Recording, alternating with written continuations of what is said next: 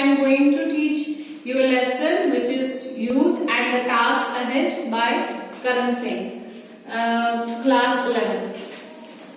Now the Karan Singh has been born in 1931. He is son of Maharaja Hari Singh and one of the leading political and social figure in our country. He has held various positions of importance as cabinet minister, member of parliament, ambassador, and also as chancellor of Jammu and Kashmir University and Banaras Hindu University. And he has been an environmentalist. He has also been the chairman of Indian Board of Wildlife. And Singh's publications include autobiography, which has been written in 1989, Essays on Hinduism, written in 1987, Hymn to Shiva and other poems written in 1991, and Mountain of Shiva, which has been written in 1994. So, in this chapter, the youth and the task ahead, this chapter has been actually written in a philosophical manner. In this chapter, Dr. Karan Singh has talked about few points which he wanted his youth to do in their lives. As Dr. Karan Singh says that our freedom, as we all know, was won after a great struggle and after making many sacrifices. So, independence of the country should not be taken for granted. The maintenance of freedom is a very important task. So, Dr. Karan Singh says that youth of our country must play a very important role in all sphere of activity. So, our youth must have idealism and energy to safeguard his country. Idealism means pursuit of goals. Matlab, he must know the purposes of his life. To safeguard this country means to protect this country.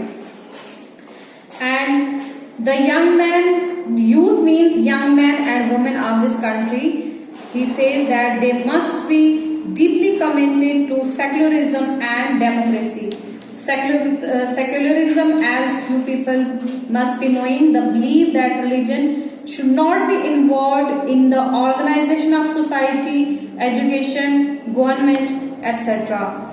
And our country should be secular. Secularism should be there and democracy should be maintained. As we know, our country has secular democracy, so all citizens are equal before law. He also said that if we canalize the energy and young men and women, it can be very useful for the country.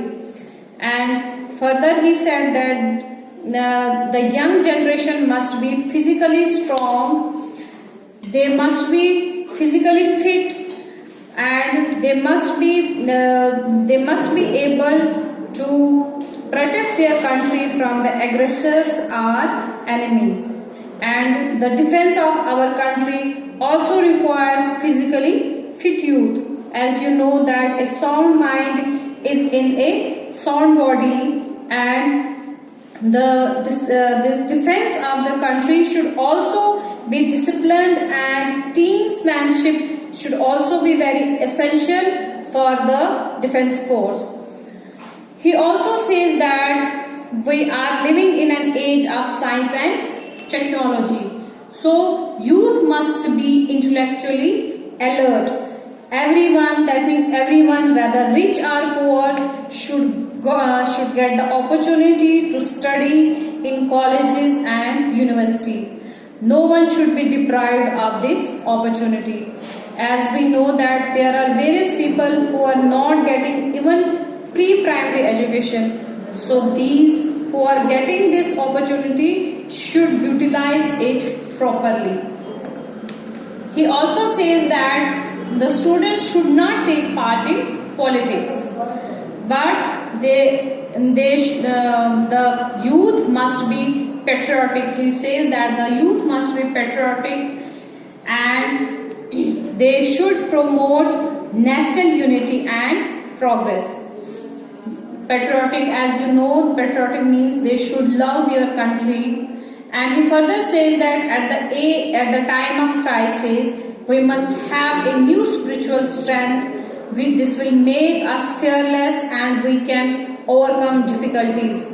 As you know that at this time also we are facing a pandemic disease, COVID-19. So what we people are doing for the needy and poor people? Are we doing anything for these people? So according to Karan Singh, these are the times when the youth of this country should get up and do whatever good he or she can do for the people of this country. He further says that by spiritualism, he is not referring to any religion. He is any religion or any religious group in the country, because as we know India is a land of variety of religions. He is actually talking about the unity of all religions, color and creed, and there should be no discrimination on the basis of religion, color and creed. He further says that the physical, intellectual, patriotic and spiritual dimensions can help our young men and women to be effective service to the nation. So our youth must participate in national services. Our youth must be given the opportunity for serving the nation. They should not lose any opportunity to serve the nation.